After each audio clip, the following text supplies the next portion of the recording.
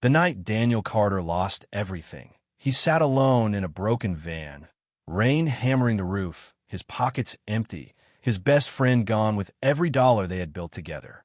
Most men would have quit, but Daniel wasn't most men. From that night, a betrayal would rise a fortune so vast it would silence every doubt, every enemy, every ghost of the past. When Daniel Carter was 9 years old, he sold his first lemonade on the corner of a dusty suburban street.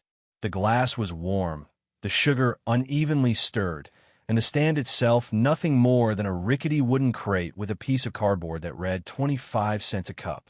Yet for him, the moment a stranger placed a coin in his palm felt like lightning. The idea that something he created could be exchanged for value. He ran home that evening, clutching a handful of change like it was treasure.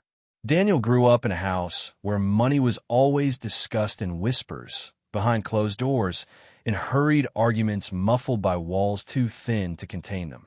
His father worked 2 jobs, his mother sewed clothes late at night for neighbors, and still there were days when the fridge hummed almost empty. Poverty was not just the lack of money. It was a constant companion, an unwelcome shadow that loomed over every decision. And Daniel swore, even then, that he would one day outpace that shadow. By the time he was 16, Daniel had discovered the world of buying and selling. He would scour garage sales, picking up dusty vinyl records, old typewriters, and discarded tools, then flip them online for small profits. His friends mocked him. Why spend hours hunting junk when others were at parties or playing games? But Daniel didn't care. Every profit, even if it was a few dollars, gave him the same rush as that first lemonade coin. It wasn't easy. Sometimes he would buy something thinking it was valuable, only to learn it was worthless. Once, he spent nearly all his savings on what he believed was an antique guitar. He carried it home like a prize, only to discover it was a cheap reproduction worth less than a meal at a diner. He cried that night, but even in tears, he promised himself he would learn.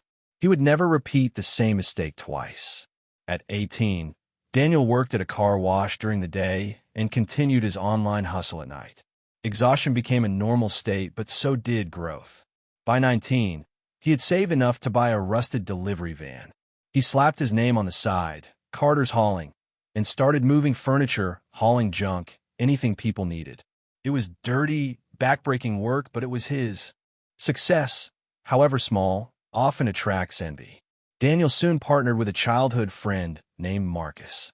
Together, they expanded the hauling business, bought better equipment, and hired part-time help. For the first time in his life, Daniel felt he was building something real.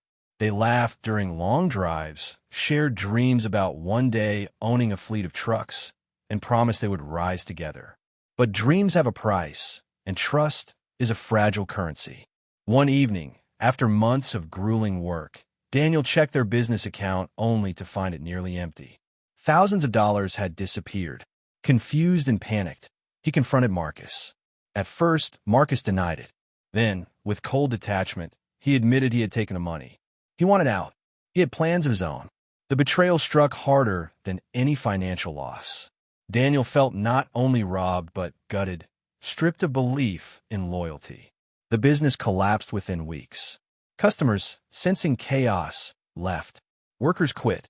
Daniel was left with a broken van, debts, and the bitter taste of trust shattered. For months, he wandered in despair, working odd jobs to survive. Nights were the hardest. He would lie awake, replaying Marcus's words, the way his friend's voice had no remorse, no shame. But pain, if endured, can harden into resolve. And Daniel's resolve was iron. He started again, this time alone. With the little money he had, he began reselling electronics. Phones, laptops, cameras, anything people discarded or sold cheaply. He taught himself repairs through online tutorials, burning his fingers on soldering irons, wasting parts, but slowly getting better. Word spread. People began calling him not just to sell, but to fix. His tiny apartment turned into a workshop cluttered with tools, wires, and glowing screens. Within a year, he had built enough reputation to rent a small storefront. Still, the ghosts of betrayal haunted him. He trusted no one. handled every account personally, and guarded his earnings with fierce caution.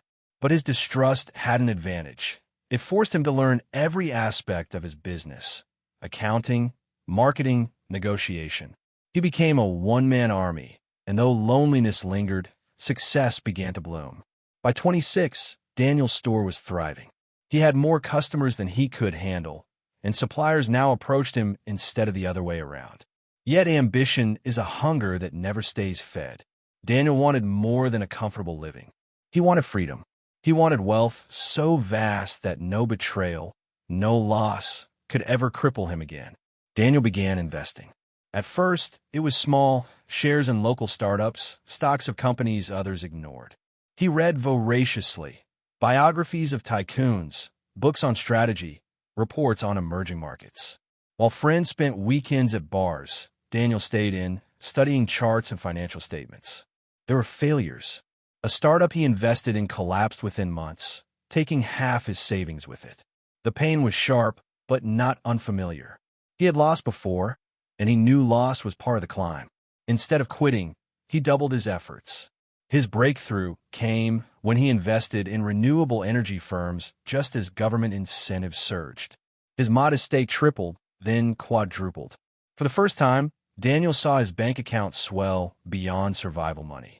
He reinvested carefully, diversifying, always cautious but never timid. His patience paid off.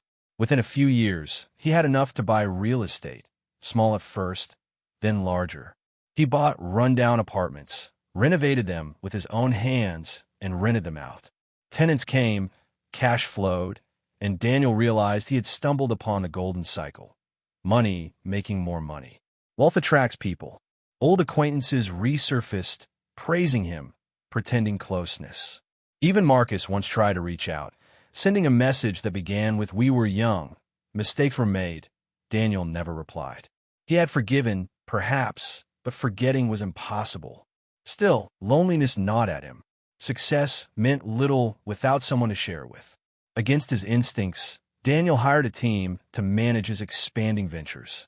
He forced himself to delegate, to trust if only a little. Some employees disappointed him, but others proved loyal. Slowly, he built not just businesses but a network, cautious but real. By his mid-30s, Daniel Carter was no longer the boy selling lemonade or the man hauling junk in a rusted van.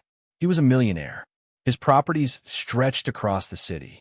His investments spanned technology, energy, and logistics. He drove cars he once only saw in magazines, lived in a house with windows so tall they framed the skyline like a painting, and traveled to places he had once only traced on maps. But what made him richest was not the money.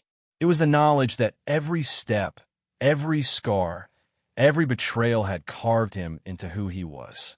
He had built himself, brick by brick, mistake by mistake, without shortcuts, without inheritance. On quiet nights, Daniel sometimes returned to the memory of his lemonade stand. He could still see the coin in his hand, feel the excitement that something of his own making had value. He smiled, realizing the coin had never left him. It had simply multiplied, transformed, becoming buildings, businesses, and empire. And though the world now called him wealthy, Daniel knew the truth. Wealth was not in the cars, the houses, or the numbers in his account. Wealth was in the resilience, in the scars carried proudly, in the unbreakable lesson that no betrayal, no failure, no shadow could stop a man who refused to quit. One evening, years later, Daniel was invited to speak at a local school. He stood before rows of restless teenagers, many of whom reminded him of himself, hungry, uncertain, dreaming. He told them not of luxury or wealth, but of mistakes, of betrayal, of nights spent broke and broken. And then he said, with a quiet smile, "The first dollar you make is more important than the millionth, because in that dollar is the proof that you can. And once you know you can, the rest is only a matter of how far you're willing to go." The room fell silent. Somewhere in the audience, perhaps, sat another child who would one day build an empire.